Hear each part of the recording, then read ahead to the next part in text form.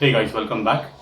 One of the things I like doing in my spare time is feeding sparrows on my kitchen window, and I've been doing this for about more than 4 years now. And I did have a small birdhouse made for them, but it got decomposed as it was made of wood and exposed to sunlight and rain. So this last week, what I did is I just changed the number plates of my vehicle, and these are made of acrylics. So instead of discarding them, I had the idea of making a new birdhouse for them, as this will be completely waterproof and will be long lasting as well. So let me show you how it's done.